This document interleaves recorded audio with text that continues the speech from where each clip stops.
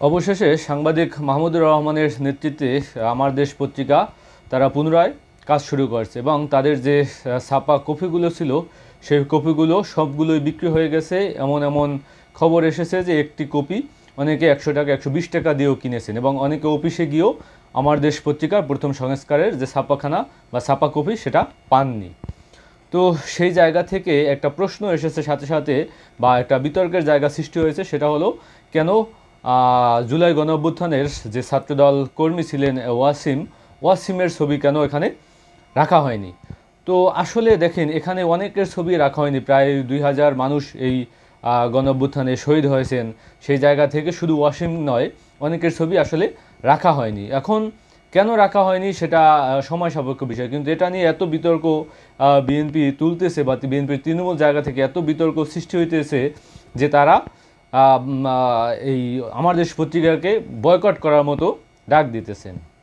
এখন আসলে যারা এই ওয়াসিমকে নিয়ে প্রশ্ন তুলেছেন তাদের কাছে আমার প্রশ্ন যে আপনারা কি ওয়াসিমের পরিবার কি অবস্থায় আছে আপনারা কি খোঁজ খবর নিয়েছেন, বা এই ওয়াসিমের পরিবারকে বিএনপি কত টাকা অনুদান দিয়েছে, বা শুধুই কি ওয়াসিমই বিএনপির প্রতিনিধিত্ব করে শহীদ হয়েছেন? বিএনপির শত শত নেতাকর্মীরা এই জুলাই গণঅভ্যুত্থানে তারা শহীদ হয়েছেন। তো তাহলে শুধুমাত্র ওয়াসিমকে নিয়ে কেন প্রশ্ন উঠবে? এ প্রশ্ন কিন্তু আমরা করতেই পারি। এবং অসীমের পরিবারের পাশে আপনারা কতটুকু দাঁড়িয়েছেন, তাদেরকে কতটুকু সাহায্য সহযোগিতা করেছেন, অসীমের পরিবারের খোঁজখবর আপনারা নিয়েছেন কি না, সেটা একটা বড় প্রশ্ন।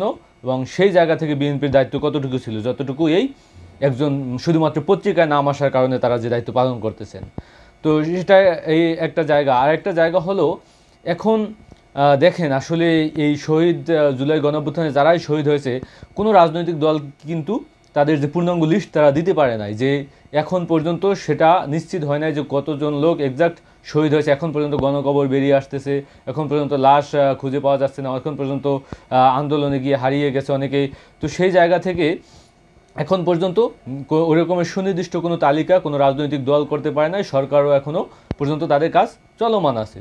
তো সেই জায়গা থেকে একজন শুধুমাত্র ওয়াসিমকে নিয়ে প্রশ্ন তোলা বা বিএনপির কর্মী হলেই যে আমার দেশ পত্রিকা তার ছবি ছাপে নেই বা ছাপায় নাই, বিষয়টা এমনটা আসলে আমার কাছে যুক্তিযুক্ত মনে হয় না। এখন দেখেন আসলে আমার দেশ পত্রিকা এই মাহমুদুর রহমান কীভাবে নির্যাতিত হয়েছে, কীভাবে নিপীড়িত হয়েছে, কীভাবে অপমানিত হয়ে তারপর দেশ ছাড়তে বাধ্য হয়েছে। তারপর পরবর্তীতে এই জুলাই অভ্যুত্থানের মাধ্যমে তিনি বাংলাদেশে আসছেন। আসার পর একটা পত্রিকার বিভিন্নভাবে তার ফান্ড কালেক্ট করা, বিভিন্ন জনশক্তি নেওয়া, তারপর পুনরায় সেই সাংবাদিকদের নিয়োগ দেওয়া, তারপর একটা প্রথমেই একটা পত্রিকায় সংবাদ ছাপানো এবং সেটা কতটা নিরপেক্ষভাবে কাজ করা বা সেটা মানুষের কাছে গ্রহণযোগ্যতা নিয়ে আসা, এটা একটা খুবই চ্যালেঞ্জিং ব্যাপার এবং অল্প সময়ের ভিতরে তিনি কিন্তু এই কাজটা শুরু করে দিয়েছেন। তো সেই জায়গা থেকে হয়তো তাদেরও আপনার ভুল ত্রুটি থাকতে পারে, কিন্তু আপনারা যেভাবে যে আমার দেশকে বয়কট করব, আমার দেশকে আর আমরা কিনবো না বা আমরা নিব না, আসলে এটা করা ঠিক নয়। বরংস বিএনপি এই কাজটা এই দাবিটা তোলার মাধ্যমে বা এইটা সামনে আসার মাধ্যমে তিনি আমি মনে করি ছোটো মনের পরিচয় দিয়েছেন যে আসলে শুধুমাত্র জুলাই গণঅভ্যুত্থানে যে অসীম ছাত্রদল করে বিদায়ী তাকে বাদ দেওয়া হয়েছে এমনটা আমার কাছে যুক্তিযুক্ত মনে হয় না। তো আমরা অবশ্যই আমার দেশ পত্রিকার জায়গা থেকে তাকে প্রশ্ন করা হলে হয়তো এর একটা জবাব তারা দিবেন।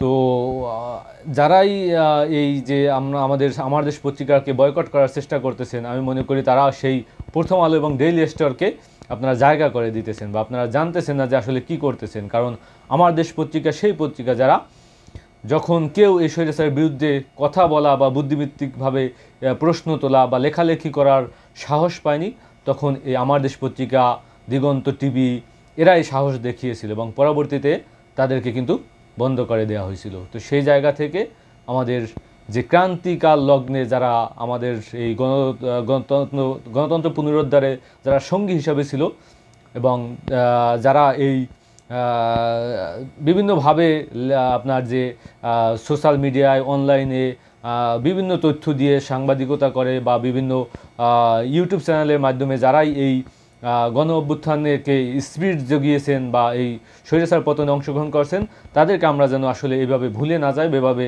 তাদেরকে সম্মানহানি না করি।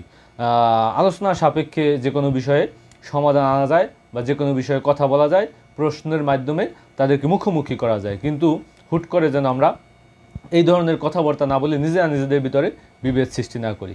আসসালামু আলাইকুম।